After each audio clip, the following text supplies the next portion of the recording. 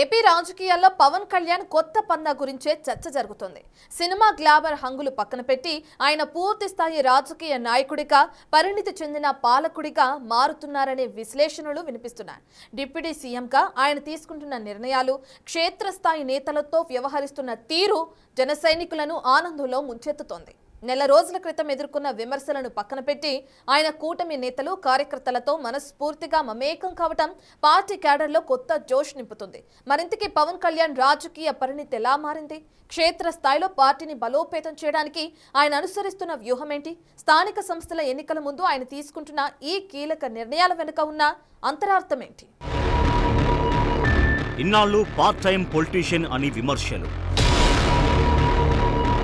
ఇప్పుడు full time ప్రజాప్రతినిధి అని ప్రశంసలు. ఎస్, జనసేనాని రాజకీయ వ్యూహం మారింది. తమ బాస్ పరిణితి చెందుతున్నాడు అంటూ జన సైనికులు సంతోషపడుతున్నారు. సినిమా గ్లామర్ వదిలేసి క్షేత్రస్థాయిలో ఆలోచన చేస్తున్నాడని అంటున్నారు నేతలు. మంత్రిగా తన శాఖలపై ఆయన పూర్తిస్థాయి అధ్యయనం చేశారట. మొదట్లో అటవీ శాఖ అధికారుల్లోని గ్రూపుల పంచాయతీతో వేగం అందుకోలేకపోయినా పంచాయతీరాజ్ విభాగంలో మాత్రం విప్లవాత్మక మార్పులు తెచ్చారట. ముఖ్యంగా సచివాలయ సిబ్బందిపై పర్యవేక్షణకు డీడీఓ కార్యాలయాలకు పవర్ ఇచ్చి ఒకేసారి రాష్ట్ర వ్యాప్తంగా 78 డివిజన్ డెవలప్మెంట్ కార్యాలయాలు ప్రారంభించారు. ముఖ్యంగా పంచాయతీరాజ్ శాఖలో ఆయన చేపట్టిన సంస్కరణలు విప్లవాత్మకంగా ఉన్నాయనే టాక్ నడుస్తోంది.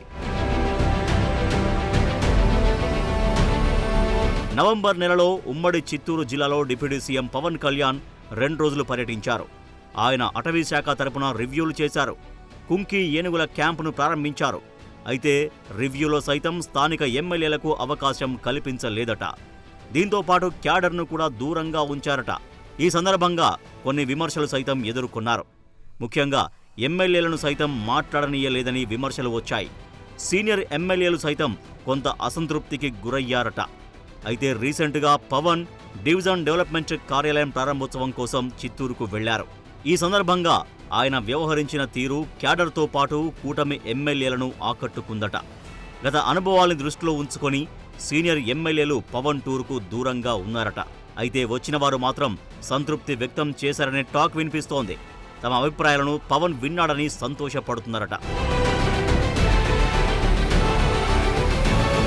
చిత్తూరు పర్యటనలో ఆయన వర్షంలో సైతం తిరుపతి విమానాశ్రయంలో స్వాగతం పలికిన కూటమి ఎమ్మెల్యేలతో పాటు జన సైనికులతో ముచ్చటించారు. తర్వాత చిత్తూరులో కార్యాలయ ప్రారంభోత్సవం తర్వాత 25 నిమిషాలు కూటమి ఎమ్మెల్యేలతో క్యాడర్తో ముచ్చటించారు. పదవుల పంపిణీ గురించి మాట్లాడారట. కష్టపడిన ప్రతి కార్యకర్తకు గుర్తింపు ఇస్తాను అన్నారట. క్షేత్రస్థాయిలో పార్టీని బలోపేతం చేయడానికి త్వరలో కమిటీలు ఏర్పాటు చేస్తామని హామీ ఇచ్చారట. అదే సమయంలో కూటమి 15 సంవత్సరాల పాటు అధికారంలో ఉండేలా క్షేత్రస్థాయిలో బలోపేతం కావాలని అటు జన సైనికులతో పాటు కూటమి క్యాడర్కు పవన్ కళ్యాణ్ పిలుపునిచ్చారు. 15 సంవత్సరాలు ఉండాలి ఎందుకు కోరుకుంటానంటే కూటమి ప్రభుత్వాన్ని, ఈ రాష్ట్రానికి అంత స్టెబిలిటీ అవసరం, అంత సుస్థిరత అవసరం. మనం ఏ మంచి ఉద్దేశంతో పెట్టామో కానీ ఈ కూటమి కూడా కేంద్రానికి బలం అయిపోయింది. ప్రధానమంత్రి గారి నేతృత్వంలో నడుస్తున్న ఎన్డీఏ ప్రభుత్వానికి అది చాలా బలం అయిపోయింది. అంటే ఇది మనం చూడండి, ఎక్కడ చిన్నగా మొదలు పెడితే ఎక్కడ దాకా వచ్చిందో. సో మనందరం విభిన్నమైన పార్టీల నుంచి వచ్చినాం,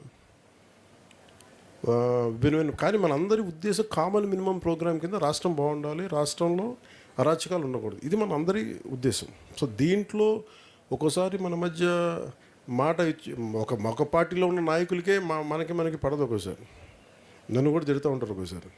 అలాంటిది 3 పార్టీలు కలిసినాయి అంటే చిన్న ఉంటాయి కదా డిఫరెన్స్. దీని ఏంటంటే కూర్చోబెట్టి, ఇప్పుడు ఒక ఊర్లో మురళి గారు లాంటి ఉంటారు, కొంచెం సామరస్యపూర్వకంగా కూర్చోబెట్టి మాట్లాడాలి మనుషులతో. క్షేత్రస్థాయిలో పార్టీ బలోపేతం, కమిటీల గురించి మొదటిసారిగా చిత్తూరు పర్యటనలో క్యాడర్తో పవన్ కళ్యాణ్ మాట్లాడారట. ముఖ్యంగా పంచాయతీరాజ్ శాఖ తాను తీసుకోవడానికి కూడా కారణమే అది అన్నట్లు క్యాడర్తో చెప్పినట్లు సమాచారం. చాలామంది గ్రామ స్థాయిలో సర్పంచులు, స్థానిక సంస్థల ప్రతినిధులు గత ప్రభుత్వంలో ఏకగ్రీవంగా ఎంపికైనా వారు అధికారాన్ని అనుభవించింది శూన్యం. ఇలాంటి వారంతా గేటు దాటడానికి సిద్ధంగా ఉన్నారట. అయితే టీడీపీ ఎలాగూ రానివ్వదు. ఇలాంటి సమయంలో బీజేపీలోకి వెళ్లినా లాభం లేదు. అందుకే జనసేన అయితే కొంత ఉనికి ఉంటుందని అనుకుంటున్నారట. ఇలాంటి వారికి కూడా ప్రస్తుతం గేట్లు తీసే అవకాశం ఉందని అంటున్నారు. ముఖ్యంగా వివాదాలు లేనివారని ముందుగా తీసుకుంటారట. వీరినైతే అటు మిత్రపక్షం కూడా అభ్యంతరం చెప్పదని అంటున్నారు. మొత్తం మీద స్థానిక సంస్థల ఎన్నికల ముందు తమ నాయకుడి తీరు మారిందని తెగ హ్యాపీగా ఫీల్ అవుతున్నారంట జన సైనికులు.